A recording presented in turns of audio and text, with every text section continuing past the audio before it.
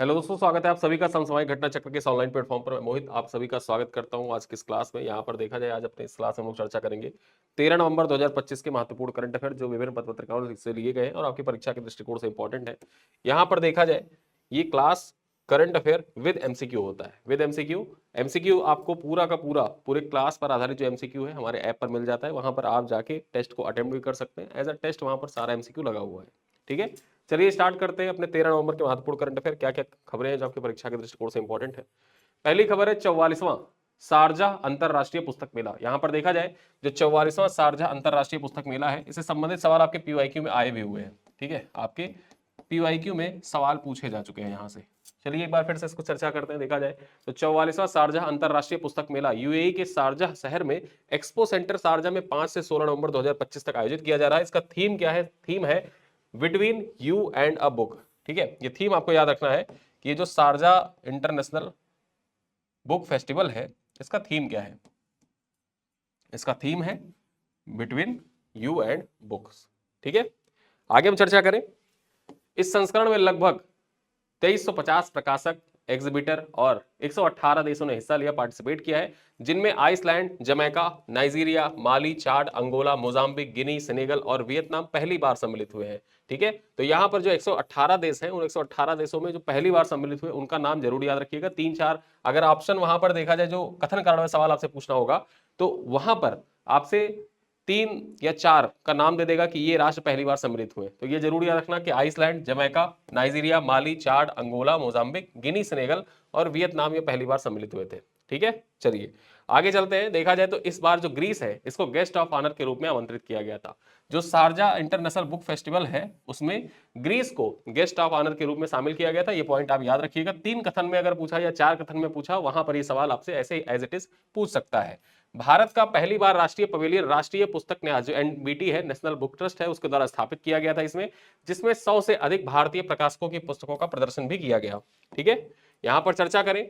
Sharjah को UNESCO world book capital के रूप में 2019 में नामित किया गया था। ठीक है, यूनेस्को के द्वारा देखा जाए तो किसी ना किसी शहर को हर साल वर्ल्ड बुक कैपिटल के रूप में नामित किया जाता है। जो शारजा शहर था, इस शारजा शहर को 2019 में यूनेस्को वर्ल्ड बुक कैपिटल के रूप में नामित किया गया था। और यूनेस्को वर्ल्ड बुक कैपिटल के रूप में नामित करने का उद्देश्य क्या होता है? तो पुस्तक एवं पठन पाठन संस्कृति को बढ़ावा देना, प्रकाशन उद्योग को सशक्त करना, जिसके तहत चयनित शहर पूरे वर्ष पुस्तक केंद्रित गतिविधियों को आयोजित करता रहता है। ठीक है, तो ये हो गया शारजा इंटरनेशनल बुक फेस्टिवल के बारे में महत्वपूर्ण पॉइंट्स। अब आइए चर्चा करते हैं। यहां पर देखा जाए, भारतीय हैमर थ्रोवर है मंजू वाला, इन पर 5 साल का प्रतिबंध लग गया है। ठीक है, तो परीक्षा में पूछ सकता है, हाल ही में खबरों में रही मंजू वाला जिन पर 5 साल का प्रतिबंध लगा है, वह किस खेल से संबंधित है? तो ये भारतीय हैमर थ्रोवर है। ठीक है, भारतीय हैमर थ्रोवर है। यहां पर चर्चा करते हैं, पॉइंट्स क्या है। भारतीय हैमर थ्रो खिलाड़ी है मंजू वाला, जिन पर राष्ट्रीय डोपिंग रोधी एजेंसी जो नाडा है, इसने एंटी डोपिंग अनुशासनात्मक पैनल है, इसने 5 साल का प्रतिबंध लगा दिया है। ठीक है, नाडा के द्वारा, जो नेशनल एंटी डोपिंग एजेंसी है, उसके द्वारा देखा जाए एंटी डोपिंग अनुशासनात्मक पैनल के द्वारा 5 साल का प्रतिबंध लगाया गया है। कितने साल का लगाया गया पूछ सकते हैं, तो 5 साल का प्रतिबंध लगा है। यहां पर देखा जाए, उनके सैंपल लिए गए थे। ठीक है, जिस सैंपल में देखा जाए डिहाइड्रोक्लोरोमिथाइल टेस्टोस्टेरॉन मिले थे। साथ ही साथ यहां पर SARMS LGD 34033 ये भी मिला था। ठीक है, और इन दोनों को देखा जाए प्रयोग कब किया जाता है? जो प्रदर्शन है ना, अपने प्रदर्शन को बढ़ाने के लिए इसका प्रयोग करते हैं लोग। ठीक, तो यहां पर नाडा के द्वारा इनका सैंपल लिया गया था, जिसमें ये तत्व पाया गया था, टेस्टोस्टेरोन पाया गया था, जिससे देखा जाए इनको बैन कर दिया गया है आगामी 5 साल के लिए। जो दोनों यानी कि वाडा संहिता और नाडा संहिता दोनों के तहत प्रतिबंधित पदार्थ भी है। आगे चर्चा करते हैं। यह प्रतिबंध 10 जुलाई 2024 से शुरू होकर 2029 के मध्य तक लागू रहेगा। इस अवधि में मंजू बाला किसी भी राष्ट्रीय या अंतरराष्ट्रीय प्रतियोगिता में हिस्सा नहीं ले पाएंगी। मंजू बाला खास क्यों हो जाती है कि 2014 में जो इंचियोन एशियाई खेल हुए थे, वहां पर इन्होंने हैमर थ्रो में कांस्य पदक जीता था। ठीक है, और यहां पर देखा जाए, पिछले साल लास्ट ईयर इनका टेस्ट लिया गया था और टेस्ट की पुष्टि अब हुई है। तो हाल ही में पैनल के फैसले के बाद औपचारिक रूप से यह पुष्टि कर दी गई है कि इनके ऊपर 5 साल का प्रतिबंध लागू रहेगा। आगे हम चर्चा करते हैं। भारत नेट परियोजना को पूरे राज्य में लागू करने वाला पंजाब देश का पहला राज्य बना है। ठीक है, जो भारत नेट परियोजना है, इसको पूरे राज्य में लागू करने वाला भारत का पहला राज्य कौन सा है? परीक्षा में आपसे पूछेगा तो पंजाब राज्य है। यहां पर चर्चा करते हैं। पंजाब संशोधित भारत नेट योजना को पूरे राज्य में लागू करने वाला देश का पहला राज्य बन गया है। इससे इस सीमावर्ती राज्य को देश के किसी भी स्थान से लाइव निगरानी की जा सकेगी। ठीक है, भारत नेट परियोजना से जुड़ गया है और भारत नेट परियोजना से जुड़ने का फायदा यह होगा कि ये जो पंजाब है यहां पर निगरानी आसान हो जाएगी, लाइव निगरानी कहीं से भी की जा सकती है। ठीक है, सीमावर्ती क्षेत्र का भी चर्चा करते हैं। भारत नेट योजना का उद्देश्य देश के सभी ग्राम पंचायतों के अलावा घरों और संस्थानों को ब्रॉडबैंड कनेक्टिविटी प्रदान करना है। इसमें ग्रामीण क्षेत्रों में ई स्वास्थ्य और ई गवर्नेंस सेवाओं को परिकल्पना भी की गई है। ठीक है, चलिए आगे चलते हैं। साहित्य अकादमी बाल साहित्य पुरस्कार 2025 के बारे में चर्चा कर लेते हैं। देखा जाए तो साहित्य अकादमी बाल साहित्य पुरस्कार 14 नवंबर को यानी कि कल प्रदान किए जाएंगे। इस पर चर्चा कर लेते हैं। इस वर्ष का साहित्य अकादमी बाल साहित्य पुरस्कार 14 नवंबर को नई दिल्ली में प्रदान किए जाएंगे। बाल साहित्य की विधा में ये पुरस्कार, ठीक है, ये वार्षिक पुरस्कार साहित्य अकादमी के अध्यक्ष माधव कौशिक के द्वारा प्रदान किया जाएगा। वर्तमान में जो साहित्य अकादमी के अध्यक्ष हैं वो कौन है? माधव कौशिक है और उन्हीं के द्वारा ये बाल साहित्य पुरस्कार कल प्रदान किया जाएगा नई दिल्ली में।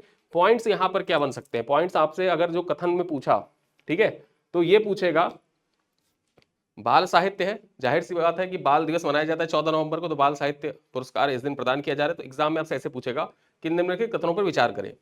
पहला कथन रहेगा कि बाल साहित्य अकादमी बाल साहित्य पुरस्कार 2025 का वितरण 14 नवंबर 2025 को किया गया। पहला कथन है। दूसरा कथन, यह पुरस्कार राष्ट्रपति द्रौपदी मुर्मू के द्वारा प्रदान किया गया था। ठीक है, और पूछेगा उपरोक्त में से कौन सा कथन सही है? तो यहां पर केवल कथन 1 सही हो जाएगा, कथन 2 गलत हो जाएगा, क्योंकि ये पुरस्कार जो है ये साहित्य अकादमी के जो अध्यक्ष है माधव कौशिक उनके द्वारा प्रदान किया जाएगा। चलिए आगे हम चर्चा करते हैं। संस्कृति मंत्रालय ने बताया है कि पुरस्कार विजेताओं को एक कांस्य पट्टिका के साथ 50,000 रुपए का चेक भी दिया जाएगा। हिंदी साहित्य में यह पुरस्कार सुशील शुक्ला को उनकी पुस्तक 1/12 के लिए, जबकि अंग्रेजी में नितिन कुशलप्पा को दक्षिण south Indian myths and fables retold के लिए प्रदान किया जाएगा। ये दोनों किताबों का नाम आपको याद रखना है कि हिंदी भाषा में सुशील शुक्ला को प्रदान किया जाएगा बाल साहित्य पुरस्कार, किताब का नाम क्या है? 1/12, और इंग्लिश में देखा जाए किसको दिया जाएगा? नितिन कुशलप्पा को प्रदान किया जाएगा। ये जो नितिन कुशलप्पा है इनकी कृति का नाम क्या है? तो दक्षिण south Indian myths and fables retold. ठीक है, ये किताब का नाम है। ये दोनों किताब का नाम आपको याद रखना है, परीक्षा में पूछा जा सकता है। चलिए आगे चलते हैं।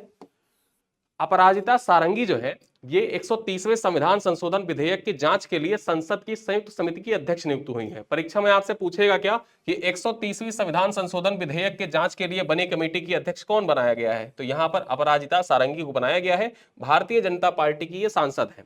चर्चा करते हैं पॉइंट्स पर। क्या है पॉइंट? भारतीय जनता पार्टी की सांसद अपराजिता सारंगी को संसद की संयुक्त समिति जो ज्वाइंट कमेटी बनी है उसका अध्यक्ष नियुक्त किया गया है। और यह कमेटी क्या करेगी? 3 महत्वपूर्ण कार्य करेगी। कौन कौन से कार्य करेगी? पहला कार्य तो इसका यह है कि 130वां संविधान संशोधन विधेयक 2025 की जांच करना, जम्मू कश्मीर पुनर्गठन संशोधन बिल 2025 की जांच करना, संघ शासित प्रदेशों की सरकार संशोधन विधेयक 2025 की जांच करना। ठीक है, ये 3 बिल लाए गए थे। आपने सुना होगा एक बिल आया था कि कोई भी मंत्री, मुख्यमंत्री, ठीक है, अगर एक निर्धारित टाइम पीरियड से ज्यादा जेल में रहता है तो उसकी कुर्सी जा सकती है, उसी से संबंधित है ये। चलिए आगे हम चर्चा करेंगे उसके ऊपर। देखते हैं इस संयुक्त समिति में कुल कितने सदस्य होंगे। यहां पर देखा जाए 31 सदस्य होंगे। कितने सदस्य? 31 सदस्य होंगे, जिसमें भाजपा के 15, एनडीए के सहयोगी दल के 11 और विपक्ष के 4 और 1 मनोनीत सदस्य यहां पर सम्मिलित होंगे। प्रमुख सदस्यों में कौन कौन से हैं? कुछ प्रमुख सदस्य देख लेते हैं। रविशंकर प्रसाद होंगे, यहाँ पर पुरुषोत्तम रूपाला होंगे, अनुराग ठाकुर होंगे, ब्रिजलाल होंगे। मनोनीत सदस्य कौन सी है? सुधा मूर्ति हैं। ये पॉइंट याद रखिएगा कि जो मनोनीत सदस्य हैं वो कौन है? मनोनीत सदस्य जो एक मनोनीत सदस्य हैं सुधा मूर्ति है। ठीक है, जबकि विपक्ष की ओर से सुप्रिया सूले, हरसिमरत कौर बादल, असुद्दीन ओवैसी और निरंजना रेड्डी यहाँ पर सम्मिलित है। ठीक है, कांग्रेस, तृणमूल कांग्रेस ने इस समिति का हिस्सा बनने से इनकार कर दिया है। उनका कहना है कि यह विधेयक उस मूल सिद्धांत के खिलाफ है जब तक अपराध सिद्ध न हो व्यक्ति निर्दोष माना जाता है। इनका कहना यह है कि जब तक अपराध सिद्ध न हो, और इस पॉइंट को आप मेंशन कर सकते हैं। मुझे लगता है कि एग्जाम में आपसे अगर जो पूछ ले कि 123वां संविधान संशोधन विधेयक जीएस पेपर 2 में, ठीक है, तो वहां पर देखा जाए जीएस पेपर 2 में अगर ये सवाल आ जाता है तो जब आप पॉजिटिव पॉइंट्स लिख रहे हैं तो पॉजिटिव नेगेटिव दोनों पॉइंट्स आपको वहां पर जैसे मेंशन करना, अगर जो हुआ कि पॉजिटिव सकारात्मक नकारात्मक जो बातें आपको मेंशन करनी हुई, तो आपको यहाँ पर ये पॉइंट जो कांग्रेस या अन्य तृणमूल कांग्रेस है उन्होंने जो पक्ष रखा है उसको आप मेंशन कर सकते हैं कि विपक्षी पार्टियों ने ये मत रखा है कि जब तक अपराध सिद्ध ना हो जाए किसी व्यक्ति को निर्दोष नहीं माना जा सकता। ठीक है, ठीक, सिद्ध ना हो व्यक्ति निर्दोष माना जाता है। यहाँ पर देखा जाए जब तक अपराध सिद्ध न हो व्यक्ति निर्दोष माना जाता है, ये दिया है, मतलब ये कहना है किसका, कांग्रेस का, तृणमूल कांग्रेस का। तो इस पॉइंट को हम वहां पर मेंशन कर सकते हैं, विपक्षी पार्टी लिखकर मेंशन कर सकते हैं, पार्टी का नाम वहां एग्जाम में नहीं लिखना होता है। आगे देखते हैं, 20 अगस्त को मानसून सत्र के आखिरी दिन पेश इस विधेयक में प्रावधान था, ये जो विधेयक पेश किए गए थे तीनों, इनमें यह प्रावधान था कि प्रधानमंत्री, मुख्यमंत्री और मंत्रियों को गंभीर आरोप में 30 दिन तक हिरासत में रखे जाने पर वे स्वतः पद से हटे माने जाएंगे। 30 दिन तक अगर हिरासत में रखा जाता है तो इस पद से हटे माने जाएंगे। चलिए आगे चलते हैं। CSIR और राष्ट्रीय औद्योगिक गलियारा विकास निगम के बीच में समझौते ज्ञापन पर हस्ताक्षर हुआ है। अभी जो CSIR और राष्ट्रीय औद्योगिक गलियारा विकास निगम है, इसके बीच जो समझौते ज्ञापन पर हस्ताक्षर हुआ है, ये आपके परीक्षा के दृष्टिकोण से महत्वपूर्ण हो जाता है। चर्चा करते हैं क्या है पॉइंट्स।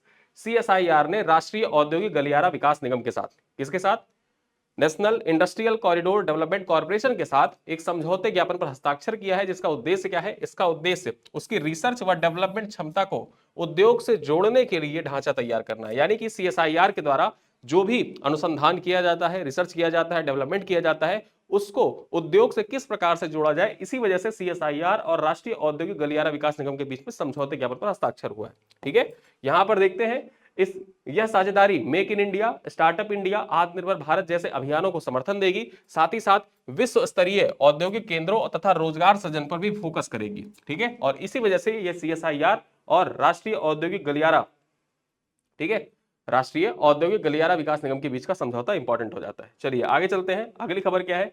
इस सहयोग के जरिए बायोटेक, नवीकरणीय ऊर्जा, दवाएं, मेडिकल उपकरण और एरोस्पेस जैसे क्षेत्रों में उन्नत तकनीकों की पहचान की जाएगी, ताकि उत्पादकता बढ़े, कामकाज अधिक कुशल हो और पर्यावरणीय स्थिरता को बढ़ावा मिल सके। ठीक है, चलिए अगले पॉइंट पर चर्चा करते हैं। बांग्लादेश बना संयुक्त राष्ट्र जल अभिसमय से जुड़ने वाला पहला दक्षिण एशियाई देश। यहां पर महत्वपूर्ण यह हो जाता है कि बांग्लादेश जो है ये पहला दक्षिण एशियाई देश बन गया है, साउथ एशिया का देश बन गया है, जो संयुक्त राष्ट्र जल अभिसमय से जुड़ा है। ठीक है, संयुक्त राष्ट्र यूनाइटेड नेशन वाटर कन्वेंशन से जुड़ने वाला पहला दक्षिण एशियाई देश कौन सा है, एग्जाम में आपसे डायरेक्टली पूछेगा। ऑप्शन में भारत भी रहेगा, पाकिस्तान रहेगा, बांग्लादेश रहेगा, मालदीव रहेगा, वहां पर आपको टिक करना है बांग्लादेश। ठीक है, महत्वपूर्ण हो जाता है परीक्षा के दृष्टिकोण से, मोस्ट इंपॉर्टेंट पॉइंट है ये। यहां पर देखा जाए तो बांग्लादेश ने इतिहास रचते हुए संयुक्त राष्ट्र जल अभिसमय जो UN वाटर कन्वेंशन है, इसे जुड़ने वाला दक्षिण एशिया का पहला और विश्व का 56वां देश बन गया है। ठीक है, वर्ल्ड लेवल पर देखा जाए तो बांग्लादेश 56वां, और दक्षिण एशिया की बात कर रहे हैं तो दक्षिण एशिया का पहला देश बना है। यह संधि साझा सीमा पार नदियों के संरक्षण और उपयोग के लिए कानूनी और संस्थागत ढांचा प्रदान करता है।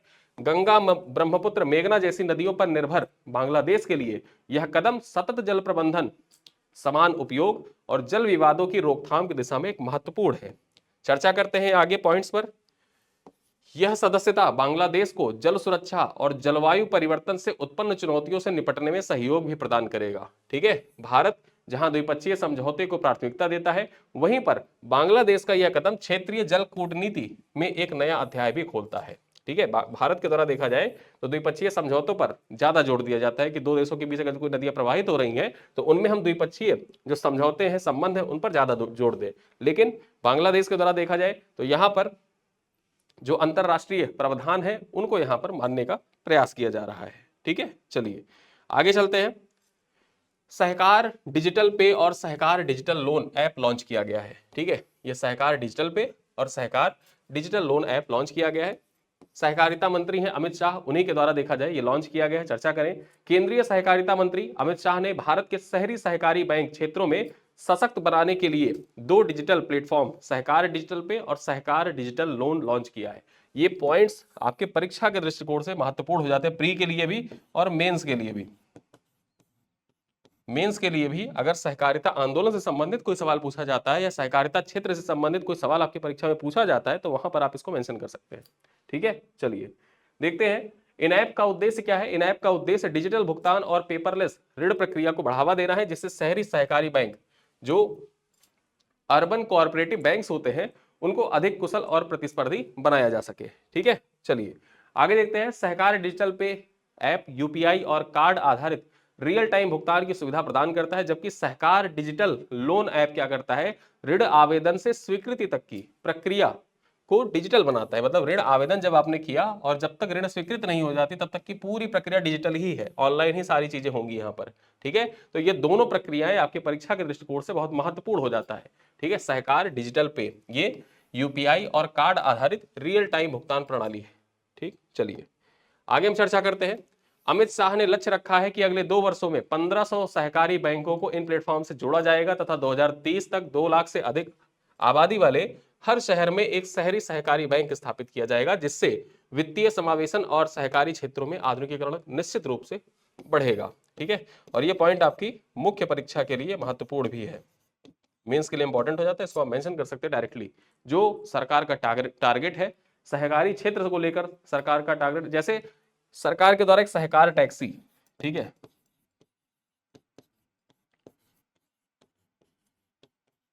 सहकार टैक्सी सेवा स्टार्ट की गई है। अब ये जो आप ओला, ठीक है, फिर रैपिडो इत्यादि, उबर इत्यादि से जो आप चलते हैं, तो उनमें क्या क्या होता है कि वो टाइम टू टाइम अपने प्राइस इंक्रीज करते रहते हैं, डिक्रीज करते रहते हैं।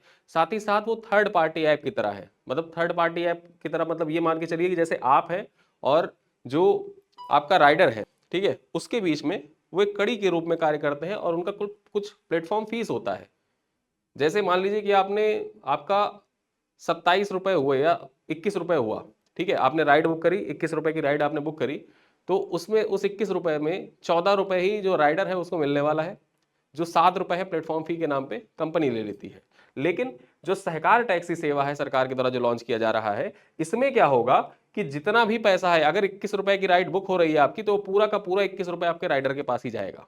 ठीक है, उसमें कोई भी बीच में कटौती जैसा सीन नहीं होगा कि कंपनी पैसा वसूल कर रही है, कंपनी पैसा ले रही है। ठीक है, चलिए, तो इससे होगा क्या, अब इससे होगा ये कि ओला उबर जैसी कंपनियां हैं उनको भारी यहां पर देखा जाए टक्कर मिलने वाली है। चलिए, अब हम आगे चलते हैं। सैखा नासिर अल नवाइस बनी संयुक्त राष्ट्र पर्यटन की पहली महिला प्रमुख। यहां पर संयुक्त राष्ट्र पर्यटन जो है इसकी पहली महिला महासचिव कौन बनी है, नाम इनका याद रखना, सैखा नासिर अल नवाइस, सैखा नासिर अल नवाइस। यहां पर चर्चा करते हैं, पॉइंट्स क्या है। संयुक्त अरब अमीरात यूएई की है सैखा नासिर अल नवाइस ने इतिहास रचते हुए संयुक्त राष्ट्र पर्यटन जो यूएन टूरिज्म है इसके 50 वर्षों में पहली महिला प्रमुख बनने का गौरव प्राप्त किया। 50 सालों में अभी तक देखा जाए जब से यह यूएन टूरिज्म स्थापित हुआ है, कोई भी महिला यहां पर प्रमुख नहीं बनी थी। स्पेन के सोगोविया में आयोजित, जो स्पेन के सोगोविया में आयोजित 123वीं कार्यकारी परिषद की बैठक में उनकी नियुक्ति की पुष्टि की गई है। वे जनवरी 2026 से 4 वर्ष का कार्यकाल के लिए महासचिव का पद संभालेंगी। ठीक है, तो आपके परीक्षा के दृष्टिकोण से इंपॉर्टेंट हो जाता है, एग्जाम में डायरेक्टली आपके पूछ सकता है कि संयुक्त राष्ट्र पर्यटन की पहली महिला महासचिव कौन बनी है, नाम याद रखना, सैखा नासिर अल नवाइस। ठीक है, चलिए आगे चलते हैं। सैखा अल नवाइस एक अनुभवी व्यवसायिक नेता है जिन्होंने रोटाना होटल्स के कॉर्पोरेट उपाध्यक्ष तथा अबू धाबी चैंबर्स पर्यटन कार्य समूह के अध्यक्ष के रूप में भी कार्य किया हुआ है। उनका नेतृत्व सतत पर्यटन नवाचार में महिलाओं के सशक्तिकरण को बढ़ावा देने पर केंद्रित होगा। चलिए अगले पॉइंट पर चर्चा करते हैं। राष्ट्रपति द्रौपदी मुर्मू प्रदान करेंगी प्रथम जल संचय जन भागीदारी पुरस्कार 2025। अंतिम पॉइंट है आज की करंट अफेयर का। यहां पर देखा जाए जो राष्ट्रपति द्रौपदी मुर्मू है उनके द्वारा प्रदान किया जाएगा प्रथम जल संचय जन भागीदारी पुरस्कार 2025। ठीक है, चर्चा करते हैं क्या पॉइंट्स है। राष्ट्रपति द्रौपदी मुर्मू द्वारा 18 नवंबर 2025 को, कब, 18 नवंबर 2025 को विज्ञान भवन नई दिल्ली में जल शक्ति अभियान, जो जल शक्ति अभियान है, आपके लिए एक सवाल ये है, ये जो जल शक्ति अभियान है, ठीक है, ये सवाल आपके पीवाई को पूछा भी जा चुका है, इसको कब लॉन्च किया गया था,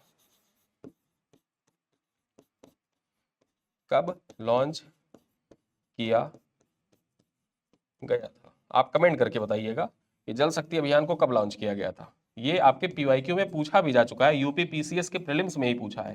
ठीक है, तो ये पॉइंट आप कमेंट करके बताएं कि इसको कब लॉन्च किया गया था।